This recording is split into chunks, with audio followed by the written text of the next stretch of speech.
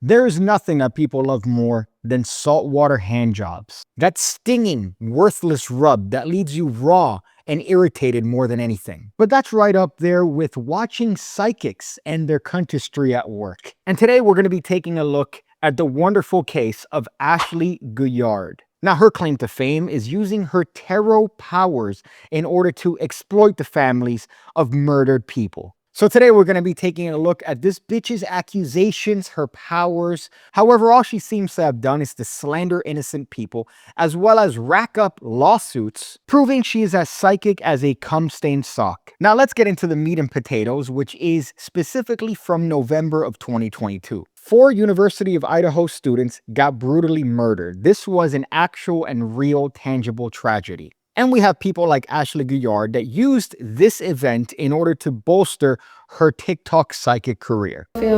Planned, initiated, executed, and ordered the murder of the 4 University of Idaho students, Part 2.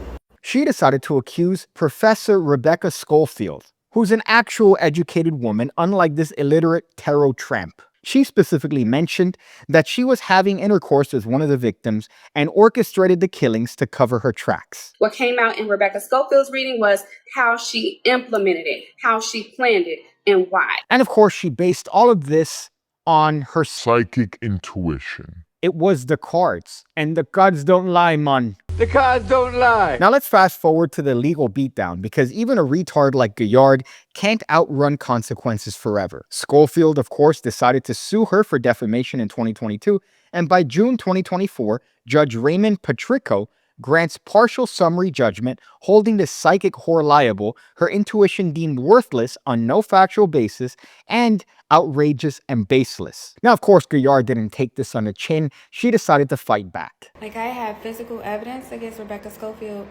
that validates everything that I've said about her, but I can't speak on it now because it has to wait for court. So hopefully court doesn't take too long. Because it's the man letter Rebecca Schofield attorney sent me by the tissue so I can wipe my with it. Please stop asking me about this lawsuit. It should not even have been allowed. First of all, for multiple reasons, but for the legal reason was because it's the improper venue. I'm not an Idaho resident, so I should not be sued. Then they got the nerve to not allow pro se clients to e-file. Meanwhile, so her attorneys are e-filing documents. If I want to file a document, I got to fly to Idaho or mail it in and hope they get it. There's a lot of videos about the 4 University of Idaho students and who they think did it, but none of them are in court because nobody was threatened by them. I'm in court because I told the truth. She filed motions to reconsider, one specifically in late 2024 and early 2025 under Rule 59E. She tried to use the First Amendment and spiritual beliefs as a defense. Of course, she realized fairly quickly that the First Amendment doesn't protect people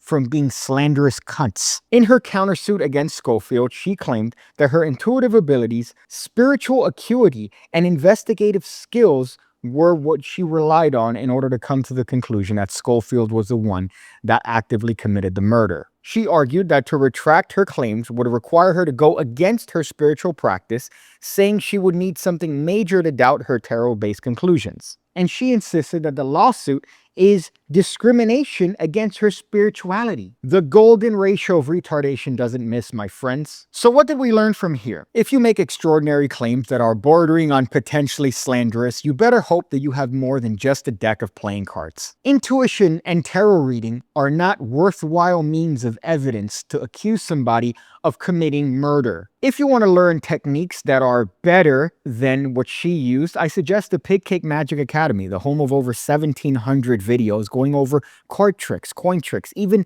mentalism, which is what all this is essentially based on. Now, I don't suggest for you to use those techniques in order to commit slander. However, I do suggest for you to learn those techniques for entertainment purposes. And there's plenty to go on the PigCake Magic Academy. I suggest for you to check the link down below. It gets to the point where I wonder, is recording equipment too cheap? How is it possible that you have the logic to record yourself on camera making slanderous accusations towards an individual based on nothing, based on just this?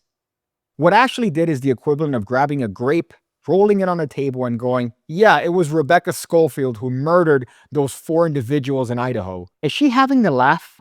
Is she taking the piss? And the best part is that the courts are the ones that ruled that psychic intuition have absolutely zero merit. However, the most important thing that I urge you to get from this video, if you were to get any piece of advice, is to always double check your blind side when driving. Because we have an epidemic of retarded drivers that assume that their road is a playground, that they could just merge on your lane without double checking if there's a vehicle there first.